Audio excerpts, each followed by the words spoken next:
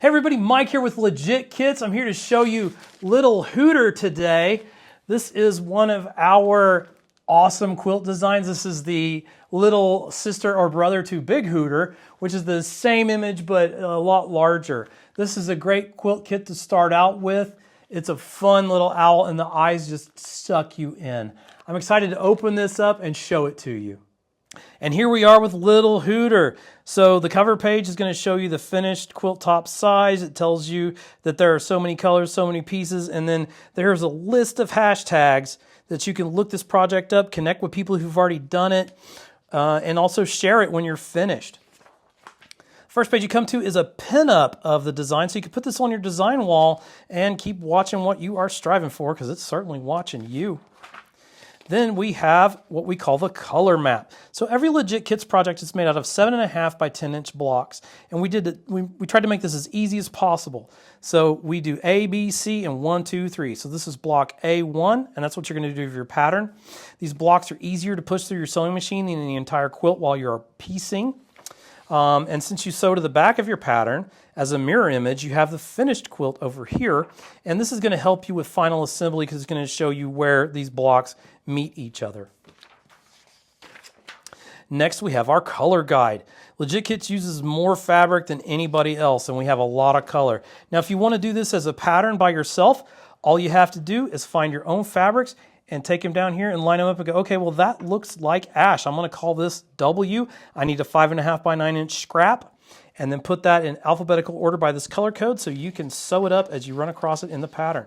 Like I said, a lot more color than other designs, but that's what makes Legit Kits pop. Now, here's that fabric list by code. So this is an alphabetizing guide, and this has all that same information. There's your fabric letter code, there's the fabric name, fabric number, and then the size of fabric that you actually need to complete the project. And there's just a little bit more. Next, we have an assembly guide. So in order to avoid any Y seams in any Legit Kits project at all, we sometimes have to break those blocks into fragments. So you'll sew each part of the block, and then you'll sew those fragments together. And this is the guide that tells you how it's done. It's written as well as in pictorial representation. After the assembly guide is our cut guide. And the cut guide has a scale drawing of each different shade that's in this pattern. So it's not actual size, because sometimes this has to represent 2 yards of fabric, and we just can't do that. A lot of quilt patterns will have a cut template, but that cut template is like you're cutting out multiples of that same shape. No two triangles are alike with Legit Kits. So this tells you with coffee, code CF, that these are the pieces you're going to use in the pattern, and here's their pattern section that they're in. This also shows you that you have plenty of fabric. These all represent a 1/2-inch seam allowance around each of these pieces, so you're going to use a lot less of the fabric than is drawn on this cut guide. Now, after the cut guide, let's look at the pattern. So Legit Kits are supposed to be a ready-to-sew project.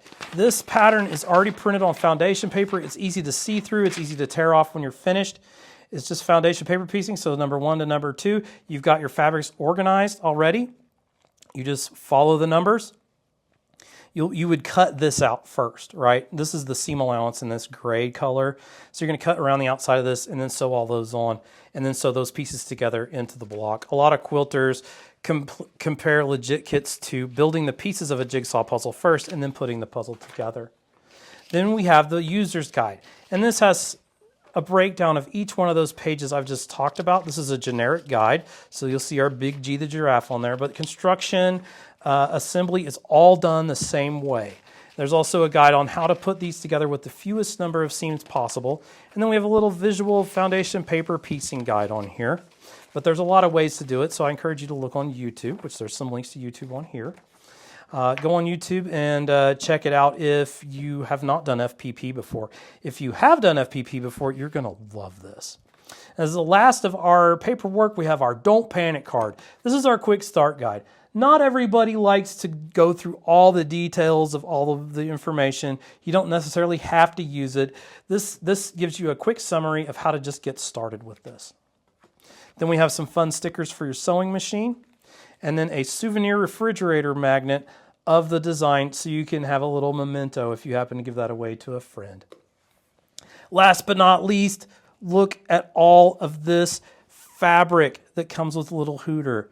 There's more than twice what you need to complete this project. You're going to have plenty of leftovers. And even if you lose a piece, if you cut it wrong, whatever, just get in touch with us and we will send another piece of fabric at no extra charge. We want you to finish Legit Kits because you're going to show this to everybody that you know.